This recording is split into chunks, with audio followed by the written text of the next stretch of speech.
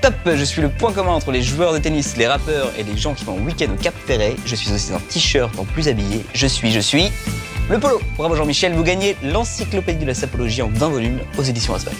Aujourd'hui, on parle d'un classique de chez classique du vestiaire masculin, le polo.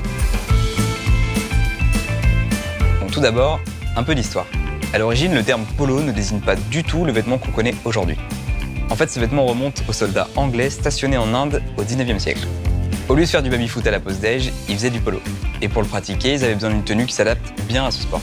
Ils ont donc inventé une chemise qui donnera naissance plus tard à la chemise Oxford, qu'ils ont appelée, je vous le donne en mille, le polo. Rien à voir avec ce qui nous intéresse aujourd'hui donc. On avance dans l'histoire et on se retrouve dans les années 20 où les joueurs de tennis jouaient en chemise manche longue et en cravate. Pas idéal pour monter au filet ou pour claquer un petit passing des familles. C'est là que René Lacoste, le numéro 1 de l'époque, eut l'idée de révolutionner le vêtement de tennis. Il se rend en fait compte que les manches plus courtes sont plus pratiques et que la maille piquée permet d'avoir un vêtement plus résistant et plus aéré que les chemises habituelles. Son invention deviendra très vite un incontournable pour les joueurs de tennis, mais aussi pour les joueurs de polo.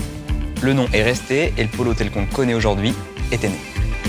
Aujourd'hui, il est populaire chez tous ceux qui cherchent une alternative estivale et plus habillé qu'un simple t-shirt.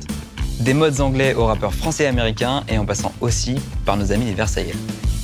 Pour vous proposer notre polo, on est parti de l'essence même de cette pièce. On a développé une maille piquée qui s'inspire des vieux polos, ceux qui tiennent bien dans le temps. Pour ce polo, on a choisi un grammage de 250 grammes au mètre carré, c'est lourd, ce sera résistant et ça offrira un beau tombé. Aux manches, on a des ribs de 2,5 cm à ne pas confondre avec les travers de port marinés du même nom. En bas de notre polo, on a une fente de chaque côté renforcée par une tresse en coton et un bar-tac pour éviter les déchirures. Pour la coupe, on l'a choisi assez fitée parce que cette pièce est d'inspiration sportswear. On vous le sort en 3 couleurs, marine, blanc et vert celtique, comme le Connemara au printemps ou comme Larry Bird pour ceux qui ont la ref. On a tous un polo dans notre garde-robe que notre oncle ou notre grand-père nous a légué.